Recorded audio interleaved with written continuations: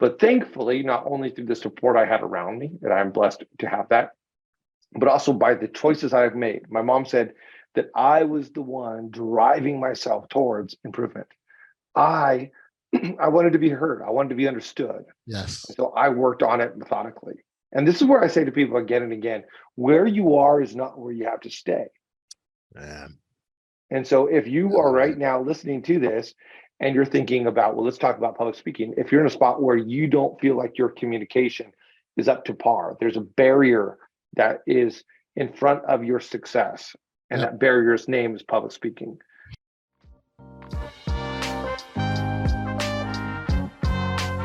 Welcome to the Audacious Living Podcast, hosted by my man, Audley Stevenson, the Odd Man. He'll unpack wisdom and insights from a cross-section of top quality performers in business, media, sports, entertainment, and lifestyle to uncover key elements to help you live your best audacious life ever.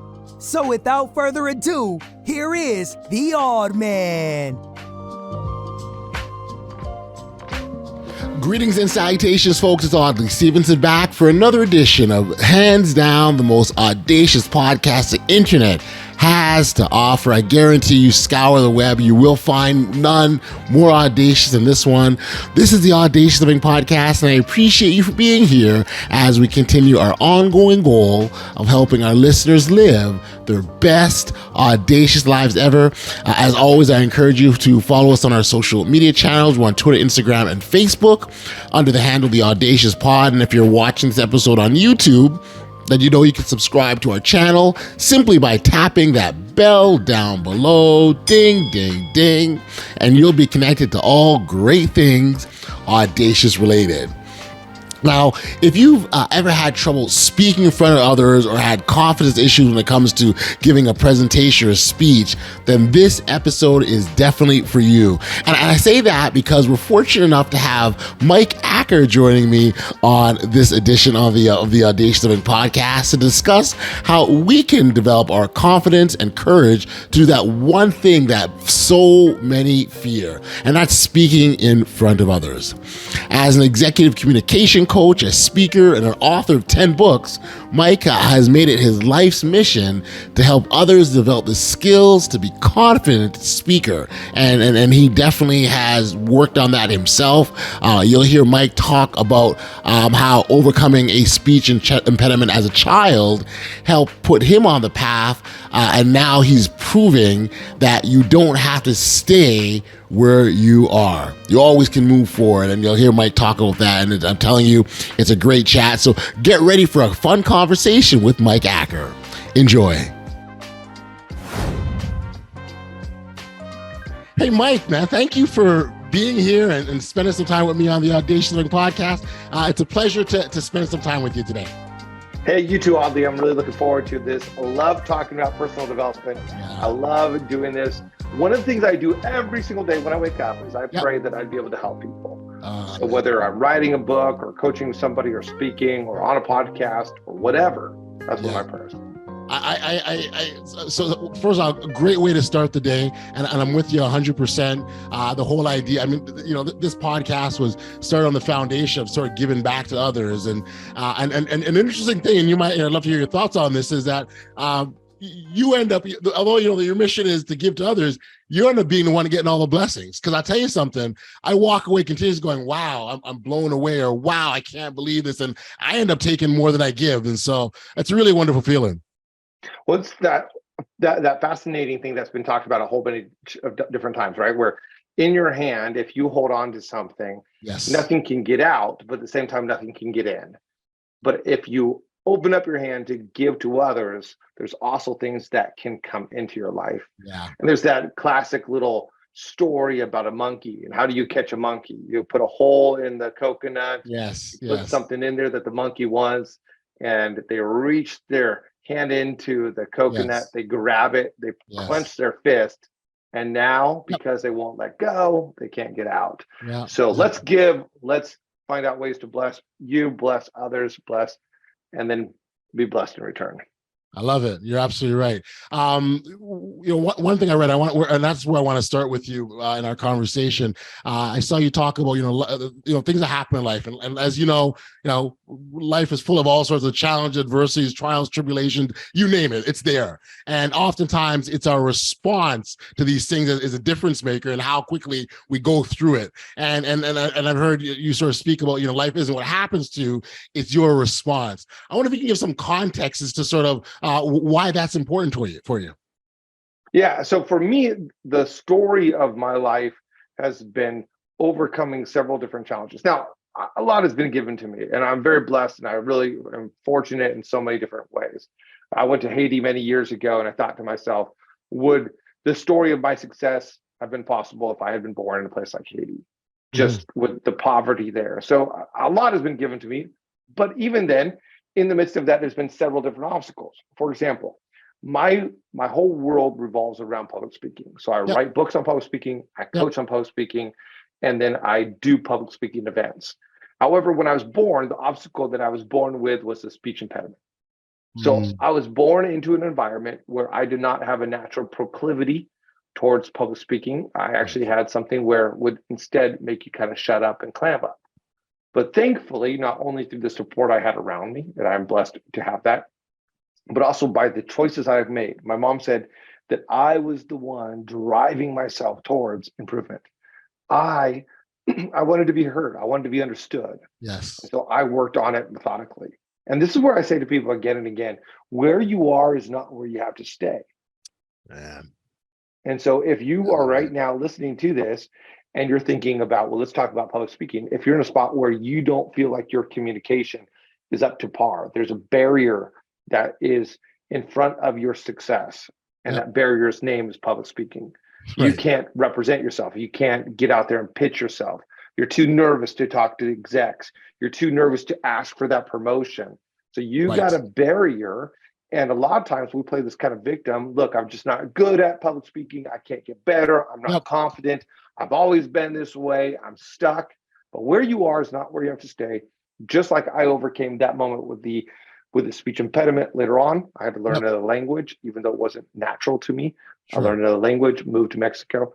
Later on, I learned how to overcome some very embarrassing moments in my own public speaking journey and overcome some other things to get to a spot where now I can speak with confidence, and I write books on it. My newest book is called Speak with Confidence. There you go. That's what it's about. So where you are is not where you have to stay. Let's help people get there. So I love that line, where you are, where you have to stay isn't where you have to stay, because that clearly says a choice, Mike, and all this. We can choose to stay where we are, but if we are there, it's because we chose to, as opposed to making that conscious decision. I want to get better. So, as a young child, you consciously wanted to get better. You drove yourself to get better. And so that's what sort of that internal sort of conversation we have to have. And sometimes the dialogues that happen inside of our own minds, they can drive us crazy if we let it, right? Oh, yeah. And honestly, and sometimes it feels pretty good to be a little bit of a victim. Okay. Interesting. Because think about that public speaking thing. Like, if I hadn't overcome it, I could be in a spot where I'm like, well, my sister's been super successful, but I was born with a speech impediment. And so it takes out of my hands work. Okay. You know what? And then I almost devalue the work she put into it. I'm like, it's just, I just can't do it. So sometimes being a victim, being a person who like, hey, I got a speech impediment. I have a this, I have a that, I have a this, I was born into this situation, whatever it is, we can sometimes hold on to that because it gives us an excuse not to do the work. I remember this older gentleman came up to me. I was probably 31 years old. Okay. And he didn't know me, and he wasn't speaking about anything specifically. I was just brand new into a church, and I was going to this church, and he holds up this pen, and he goes, and on the pen it said, "No excuses." And he goes, "No excuses." I'm like, cool. Okay. Like, I don't know where I got you. go with this. Message heard loud and clear. I thought about that moment later on, like when I'm prone to give an excuse for, I can't run that marathon because, I keep on hurting my back when I run a mile. And then I'll think about no excuses. And I think, oh, okay, what could I do to overcome that back? Okay, well, let's start stretching more. Yeah, it's a good reminder. It's interesting, and we've often heard people talk about knowing your why, right, and being confident and clear on your why. So let's use the marathon running as an example. Why are you running that marathon? And that why has got to supersede every possible excuse imaginable. So I've got my back or my knee or I'm too tired or whatever, but you go back to why you're doing it, and that will give you the momentum to push forward, I would say. Yeah, and I love that because I ask that question when I'm working with clients on public speaking. Yeah. Because they'll come to me like, I'm thinking about doing some work on public speaking. Okay, that's a very vague thing. Yeah. And that's not really important. And so I'll ask questions like, so why are you thinking about doing this? And trying to help them understand the deeper meaning. And maybe they don't have a deeper meaning and it was a pure fluke. But I'll also ask this question like, what was the inciting incident that caused you to reach out to somebody? Right. And they'll say something like, oh, I got up in front of 40 people of my peers and I just embarrassed myself. And so, okay, how long has that been going on? And they'll be like, it's actually for a long time. Right. Or, I got passed up on a promotion again. And helping them find the why, that motivation. So what is it that is going on inside of you? What's happening in your public speaking? Are you ready to get rid of it? Now, some people do it preemptively. I love the story of Warren Buffett. He worked on his public speaking ability when he was right out of college, I believe. And he enrolled in basically like a $2,000-ish for in today's money program, the Dale Carnegie program at the time. And he goes, that was the best investment I ever made. So he made a realization early on. So he got rid of the obstacle before the obstacle got big. I love it. And that's really big. That's key. But for a lot of us, we didn't realize that we had an obstacle in place, and all of a sudden the obstacle's in front of us, whatever it might be, the obstacle's in front of us. Yes. And really saying, you know what, no more excuses. Where I am is not where I have to stay. I'm going to grab a hold of some whys and I'm going to get better. Well, and some of us, we even water that obstacle and make sure it gets nice and big so we can get over it, right? So because then we're easy. Like, look, I'm stuck. I can't do anything. All right. That's it. So I want to talk about. So you start off with a speech impediment, right, as a child, and now you're writing about a book about speaking with confidence. Like that's a huge gap in between, a major leap, right, from one to the next. So talk about what that journey was like, getting you to the point where you're like, okay, now I'm going to show how others can do it. Yeah. So for me, it goes back to that being that kid. And I remember not being able to be understood. And people saying, what's your name? Or people saying, sorry, that's the future. People saying, what'd you say? What'd you say? And then finally, like, I'm done. I'm working on this. My aunt pointed out the difficulty I had in speaking. She's a speech therapist. My mom and dad found me a person to work with, but I drove the work. Yes. So, well, yeah, that's how it has to be, right? I can't work any other way. Yeah, you can work with a coach for 30 minutes a week on anything, but if you don't do the work, right, that they identify you need to work on, you're not going to get better. You got to put in the work. And I put in the work as a kindergartner. My mom was like, it was very impressive. In fact, all these other things. So then I got to a spot where I could be up on stage, and I enjoyed being on stage and doing some poetry contests and some science fairs and things like that. And then my dad comes home one day. I remember we're around the round table. We're probably eating meatloaf because we ate meatloaf a lot back then. We're sitting there right by the window that looks into our backyard. My dad comes home. He's a suit and tie. He's a lawyer at that point in time. He puts down his briefcase. We sit down for our family dinner. We're right in the middle of our family dinner. And my dad says, I quit my job. We're moving to Mexico. It's like, okay. My parents get up, leave. Mom's not happy. Got a nice life. Excuse us, son, for a moment. Right? Yeah. So they come back, and my mom was not happy still. But we start talking about moving to Mexico, and we moved. And I wanted to learn the language. I found out somebody else had gone to a school, kind of an immersion to learn. I thought, let's do that.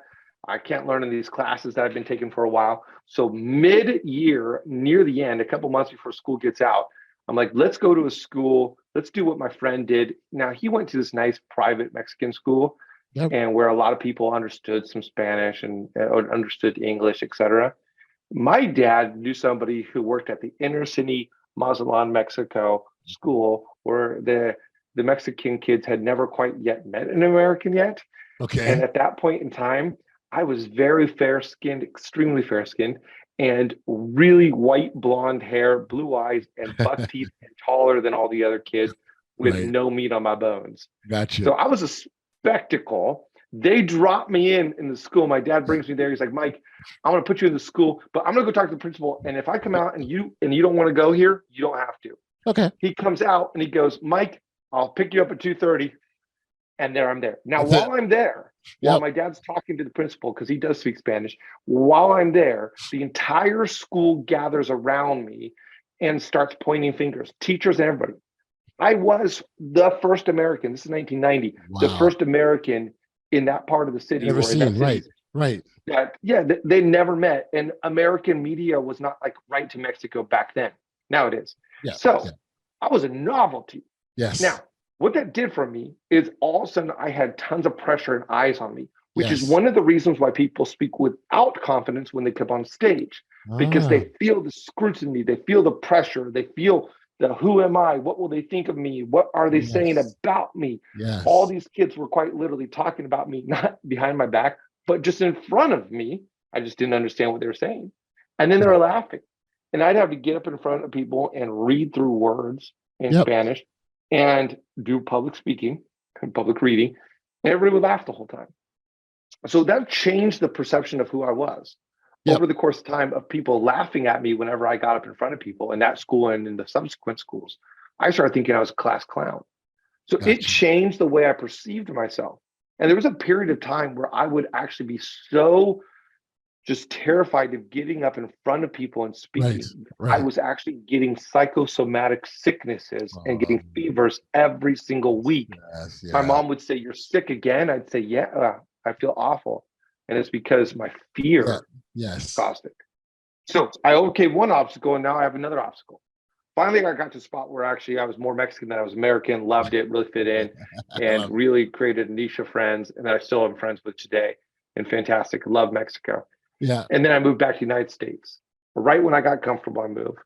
Then I led through a series of embarrassments over the next couple of years in public speaking, to the point where, and there's some of me is like, this is just, I feel like I can do it. I've done it, but man, I just keep putting my foot in my mouth. And, but working past that. Now, what does all of that have to do with the question that you asked about why I got into public speaking? I fell into kind of a career of public speaking, partially because somebody believed in me and believed in my ability to get on stage. My debate coach, my pastor believed in me and saw in me something that I did not yet see myself. And then I got up there and I did it. I did it again and again, and I improved and improved. I still made some embarrassing mistakes. I remember I was actually a preacher for a while. So I was a preacher and I'm speaking. And one day I said, now let's look at the story of where Jesus interacts with this woman who may have been a prostitute. And let's pause here and learn from this conversation that he has with this woman, this prostitute, which is interesting because I don't usually think there's anything a prostitute has to teach me. Now, I was single, not intimate with anybody. And then I say those words, and as I said them, it was like, oh, wait, I can't believe I just said that. And there was about 80 people in the room, and it was mostly adults, and I just lost the whole room. And I'm turned beet red. And then I was like, well, you know, and I couldn't regain. And so I stuck my foot in my mouth. And you know what's actually funny? I can see that it working in a different setting. Like if you were in a different sort of environment, it would have worked. So I think that really speaks to knowing your room, right? You're working it. Yeah. Well, that was not me trying to. Woo. So I got to the spot though where I got comfortable, right? And comfortable in my abilities, comfortable in my skin, knew who I was. In my book, Speak with Confidence, I talk about the 3 different components of speaking with confidence. One of them is the skills, knowing how to do it. One of them is knowing what you're saying and how to organize your thoughts. But a third element is determining who you are. And I got to a spot where I understood who I was and I understood who I wasn't. So I built a career on this. I'm speaking at events, speaking at conferences, speaking to large groups. And I started coaching people on the side. I always been coaching people, but I was coaching people on the side, and that grew and grew.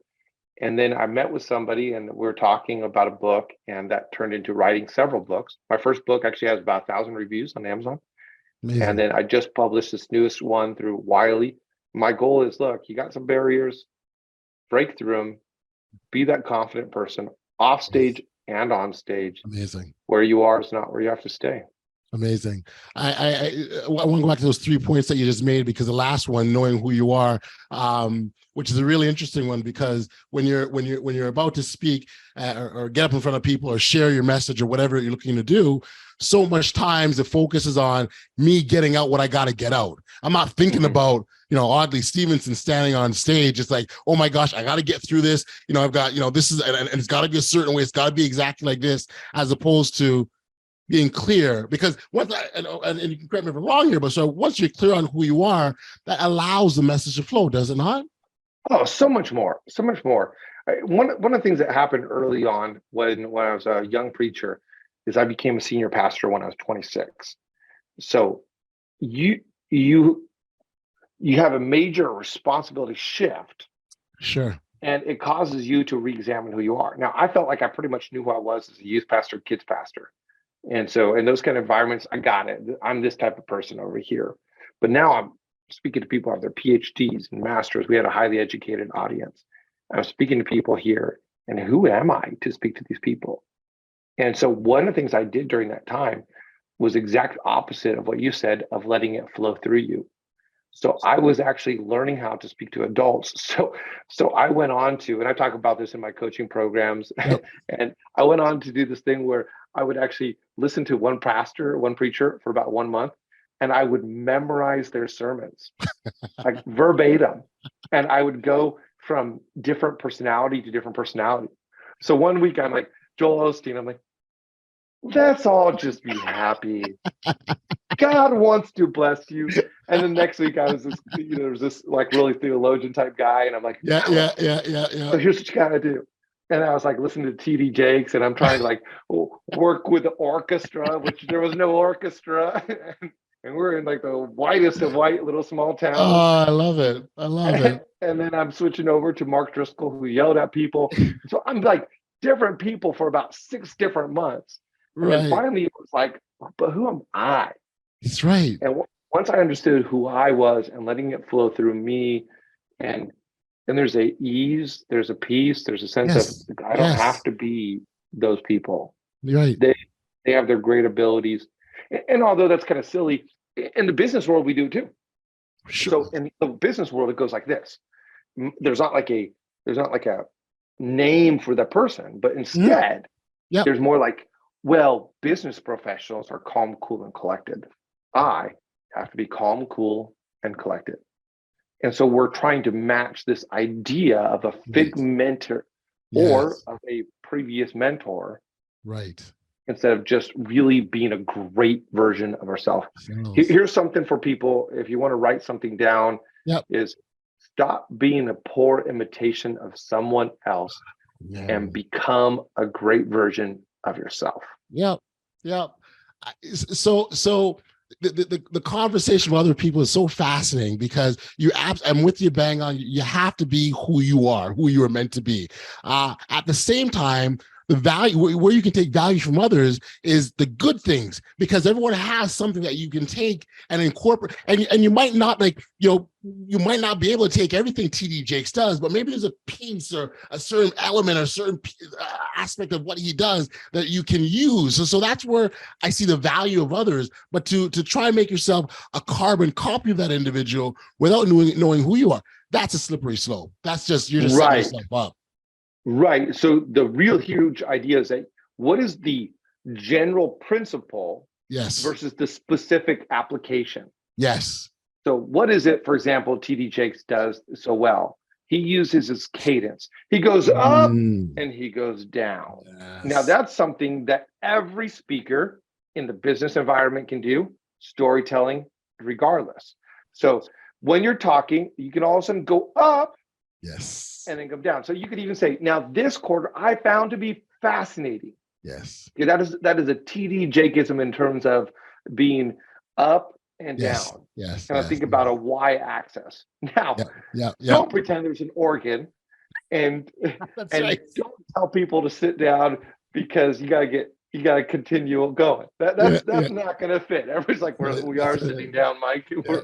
We've been sitting down this whole time. That's right. But do have a handkerchief in case you start sweating, just in case. Yeah.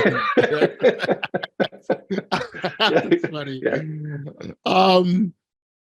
I'll tell you a quick story myself, because once upon a time, I used to have challenges speaking publicly, but my issue was built out of a fear. And I was probably, late teens, early 20s. I was always sort of an articulate speaker. I always could speak well. But for whatever reason, when I got in front of a group of people, Mike, I would have this fear. I had this fear of not being understood. That was, I would say words, I would say something, and when you're not getting that, the nonverbal feedback, the head nods, or that, when you don't see that, you're like, oh my gosh, they don't understand me. Now what do I do, right? And so as a result of that, I used to just, I'd clam up. I didn't have any ideas to offer, although I didn't want to present them because they may not be understood. Now, while I'm going through this, putting my head in my turtle shell sort of phase that I was in, I also knew that wasn't good enough. I also knew that I couldn't stay that way. And I started to think of ways and things I could do to help myself. And one of them used to be, I would often commonly ask the question, hey, I'll say something and go, does that make sense? And I started to ask, does that make sense question after the end of, whatever I'd said, just to get that positive, yeah. And once he got that, I kept going. And that's really how I built my confidence. The interesting thing now is I find myself years later still ask the question, does that make sense? Because it's so habitual, right? But the point is, it's something that I needed to use. And so everyone's got their own story, everyone's got their own, hack that they use to get over things or get through things. But it goes to show you that, public speaking, it can be extremely, extremely challenging for people. It can. And you know what? In one of my first books, Speak with No Fear. So Speak with Confidence is kind of like the second part of that big series right there. But in that first part, and I talk about a speaking wound, that often we pick up a speaking wound along the way. Right. And it causes us to question ourselves. It causes us to doubt ourselves. And part of what I'm doing with Speak with Confidence is helping you to doubt your doubts and believe your beliefs. So choose to believe new things about yourself, because often we doubt our beliefs. And so what you want to do is really determine who you are with grounded reason. So I'm not saying I'm the best singer in the world, and American Idol says, no, you're not. You're actually the worst singer. Yeah. So you want a grounded reason. So I'm good at this. This is who I am, and I believe in this, and I know why I believe in this. Okay, got it. But with grounded reason, determine who you are. Unpack those wounds, get over those areas, and move on to a new future. Really, when I look at what I call the 5 drivers of success, 5 things that will make you successful. Yep. The third one, the middle one, is communication. Wow. If you look at some of the most successful people, they are successful, and one of the reasons why is because their communication. In fact, this is a book I just finished. It's actually in my copy editing stage. Okay. So if you want to connect with me, Speak with Confidence, and then get on my mailing list, and we'll get this out to you as well. But here's what I tell people again and again. There's 5 different staves of a barrel. So think about like having an expensive bourbon barrel. Yep. If one of the wooden staves, the slats that go up and down, if one of those is broken, then a lot of that bourbon is going to spill out. Yes. So you can only keep as much of that good bourbon or whatever you like, maple syrup or something, I don't know. Yep. Whatever you want, you can only keep that in the barrel as much as the lowest stave is. And that's what success is. So if you look at your life and you look at success, there's 5 different staves that will point to your success. Okay. And your success will only be as great as the lowest of these staves. Now, this is not strengths versus weaknesses. So strengths versus weaknesses, for example, is like, I'm weak in administration. Okay, I'm going to hire someone for that. Sure. These are not things I can hire. Like if I'm weak in personal hygiene, I can't hire someone to do that. That's right. No one other than me is responsible for me washing myself, clothing myself, and brushing my teeth. I'm responsible for that. I appreciate that analogy. That's a good one. Likewise, I'm responsible for the 5 drivers of success. There's nothing else that anybody can do. So we're not talking about weakness. I'm a huge proponent of strength-based leadership. Yep. Don't try to lead out of something that you're not. Find out your strengths. Yes. And lean into that and hire for people who are going to complement you. So, but in terms of success, Dave, these are yours. So they're either limiters or they're drivers of success. Yes. So let me walk you through. I think this would be helpful to your audience. Yeah, for sure. Let's do it. So 5 different drivers of success. Yep. The first one is going to be your knowledge. Okay. So your knowledge is this. Your knowledge is how much do you know about what you're doing? And obviously, this is something that's important because when you're filling out a resume, what do they ask? They ask for your education or experience, or how much you know about it. That's right. In any regards, or what do you know about waiting tables? What do you know about the restaurant industry? What do you know about construction? Where's your internship? Where was your apprenticeship? What certifications, degrees, masters, PhDs?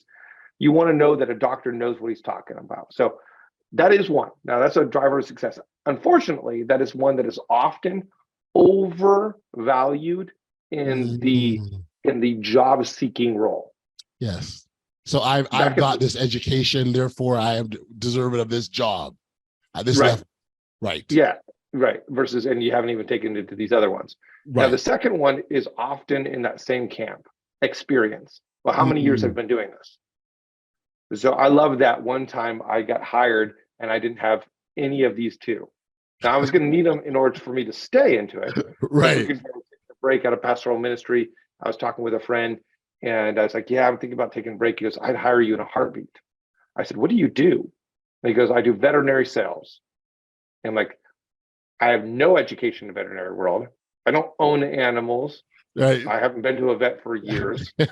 No experience in sales or this industry. My education doesn't line up with either one of these, and I have no experience in it.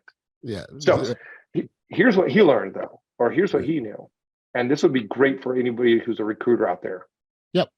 The education and experience elements of the 5 drivers, you do need them eventually to get into it. Yes. Or to be successful when you're in it. Yes.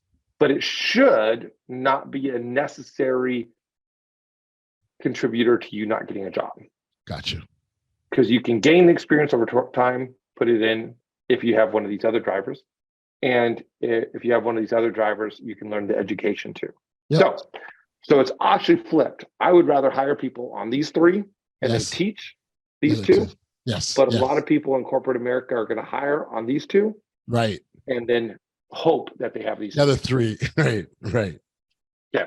And experience, basically, if you want to go into that, is there's a great book called Outliers by Malcolm Gladwell. Yes. Basically, it's the idea of getting out there, getting your hours in. Yes. And you want to be deeply aware of how to do what you do, whether that's coaching, speaking, whatever.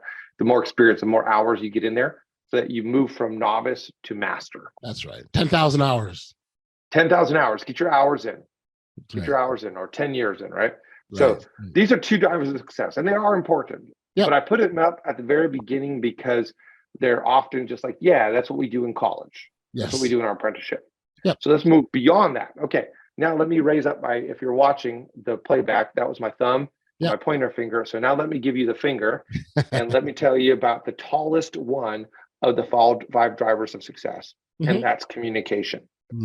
Communication, well, education experience often will get you into the door for an interview. Yes. Communication can cinch it. Yes. Now, communication also can cause you to go up further and further. And the way I talk about this is that leadership and communication go hand in hand. They do. So there's a lot of people who are fantastic leaders.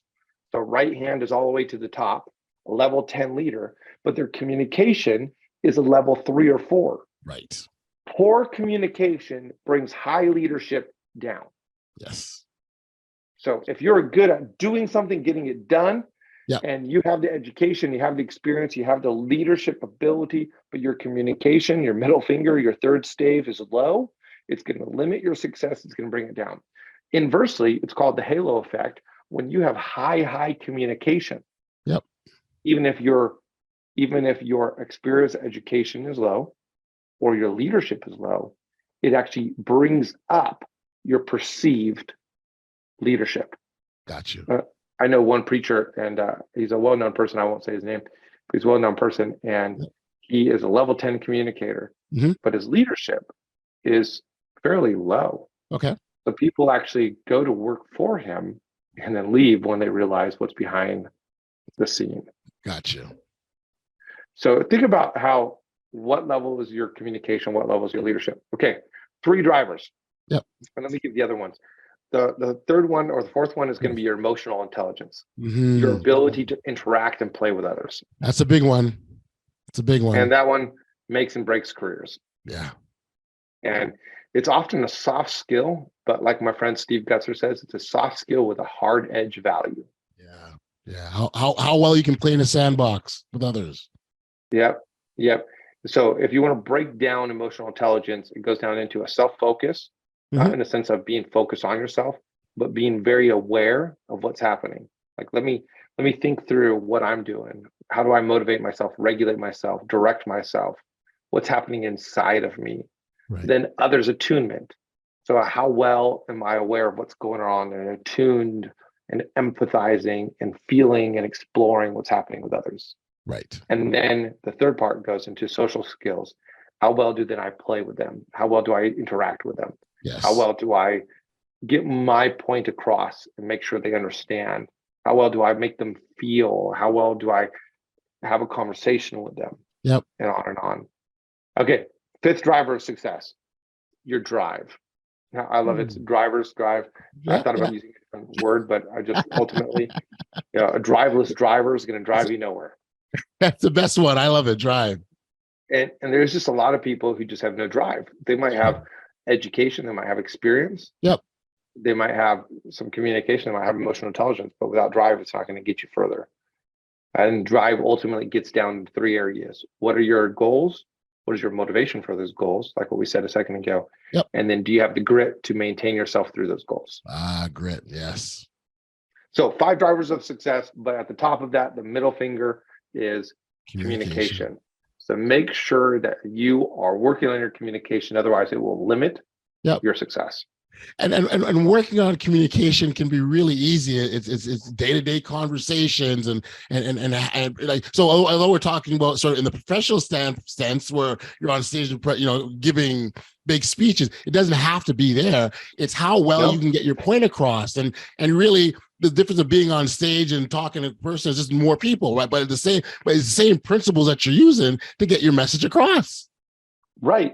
And I like that you're saying across, because often one of the things that people do when they're poor in communication is they're speaking at people. Right. So I have content and I'm going to get it out there. And then it's up to them to pick up from everything I said. The point of communication is that there's a give and a take. You are giving something out there and they're able to receive it. They're taking that. They're getting it from you. And so there's a give and there's a get. There's a give, there's a receive. There's a give and take. There's transference. There's with. There's to versus at. Yes. That's a huge difference. And a lot of people, when they give a presentation, what they do is they come up and they put it all on a whole bunch of slides and then they just go for it. And then they hope that all the knowledge that they are expounding somehow gets accumulated into that person. Yeah, and if you're at the stage where you got to hope, it's not looking good. You got to hope, right? It's not looking good.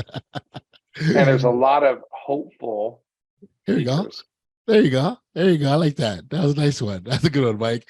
As we're talking about speakers and confidence, I think it's important just to touch on some of the things that hold us back. And one of the ones, a common one for a lot of people, is the good old imposter complex, or the imposter syndrome that some refer to it as. I wonder if you can maybe give a strategy or two how we deal with that, and how we get past that negative self-talk that tells us we can't do the things that we want to do. Yeah. So one is, if you don't practice and you don't do anything off stage, then you should have absolutely no confidence to do it on stage. Gotcha. So if I have never practiced doing a slam dunk, I was just watching my son play basketball the other day. I can have no reason to expect that I'm going to perform a slam dunk on stage. Just because the court and the ball's there and I put on some clothes for basketball does not mean anything's changed. And a lot of people, going back to that hopeful, they just like, I just hope that I could do it. And maybe now here's what I'll do. I'll read about someone slam dunking. I'll read a little bit about it, about the mechanics of it. Then I'll go do it. No. See, and that's what happens with public speaking. We all know that with basketball or anything else, that you don't read how to do a flip and then go do a flip. But for some reason, we think that the mere act of learning how to do something in public speaking is going to allow us to do it because it's no muscles. Actually, there's tons of muscles in public speaking. Tons. Yes. Tons of muscles happening. And just your face alone, not to mention just the whole ability to bring out everything and to control your body and all the different postures. It's a whole body activity, even if it's just on Zoom, like what we're doing right now. So going to the thing of not believing you are going to do it. If you don't practice, you should pretty much believe that you're not going to do anything different. But if you become aware, teach yourself what to do, like buy a book called Speak with Confidence, and then go practice some of it off stage, then you'll begin to see that your performance on stage gets better. So, imposter syndrome, a lot to it. Ultimately, imposter syndrome is this idea of everybody else belongs but me. Right. And so, I'm a brand new salesperson. I was there, brand new industry. I went to an event right after I got hired. I'm like, these people have been in this industry for a long time. And so it'd be very easy for me to say, well, I don't belong because I don't have the education, I don't have the experience. And yet I still believe that I'm valuable just in a different way. So the ultimate case, the ultimate issue, I have a whole chapter on overcoming the obstacle of imposter syndrome in my book, Speak with Confidence. And in that, I talk about that ultimately imposter syndrome is an issue of value.